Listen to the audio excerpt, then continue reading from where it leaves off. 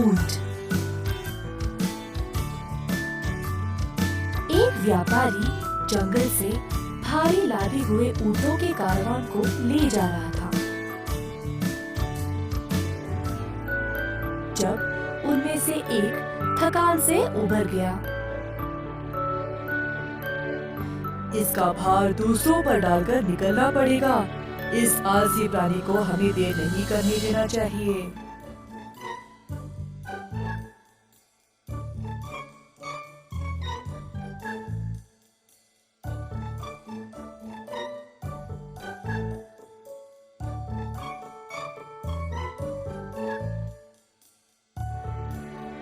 कुछ देर बाद जब ऊंट ने अपनी ताकत बरामद की, वे सब चले गए, मुझे इस जंगल में अकेला छोड़ दिया। सौभाग्य से इधर बहुत घास तो है, भूखा तो नहीं रहूंगा। कई दिन गुजर गए और ऊंट जैसे तैसे करके उस जंगल में जीवित रहा। एक दिन एक शेर, एक तेंदुआ, जंबुक और कौवे के साथ उधर आया।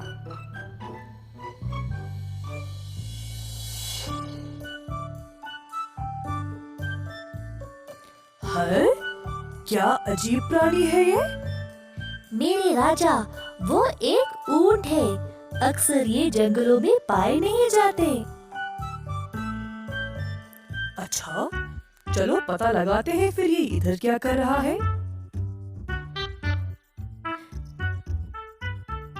जब ऊंट ने अपनी कहानी सुनाई, तब अफसोस, तुम्हारे साथ बुरा हुआ। अब तुम्हें चिंता करने की आवश्यकता नहीं है मेरे दोस्त। आज से तुम मेरी सुरक्षा में हो। चलो हमारे साथ। तो ऊंट शेर के घेरा में जुड़ गया और खुश था कि उसको एक शक्तिशाली साथी मिल गया।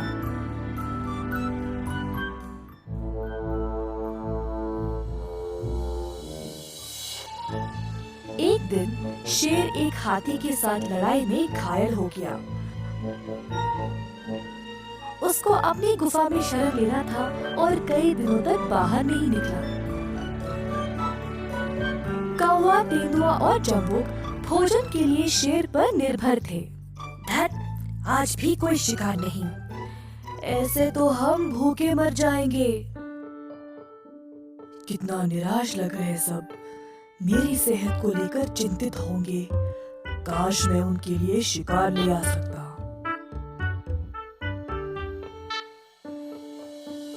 मेरे साथियों, मुझे क्षमा कर दो। मैं तुम सबके लिए शिकार नहीं कर पा रहा। इस समय मैं कमजोर हूँ।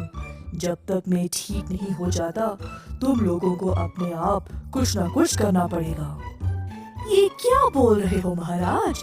आपके भूखे होते हुए हम भोजन का सोच भी कैसे सकते हैं? शेर जंबुक के जवाब से प्रसन्न था। तुम एक वफादार सेवक हो। जाओ और किसी जानवर को इस रास्ते भेजो ताकि मैं उसको मार सकूं।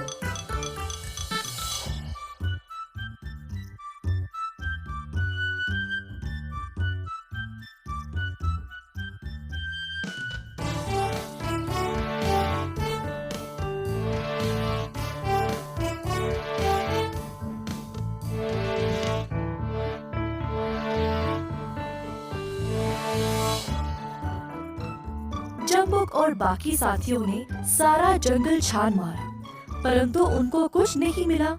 जहाँ से शुरुआत की, उसी स्थान पर आ पहुँचे। वैसे हमें इतनी परेशानी उठाने की आवश्यकता है ही नहीं। फिर और क्या कर सकते हैं? हमारे पास ऊंट है ना, उसका मांस हम सबको कई दिनों तक आएगा। भूल जाओ, महाराज उसको कभी हानि नहीं पहुंचाएंगे। फिर भी एक बार मैं बात तो कर लूं।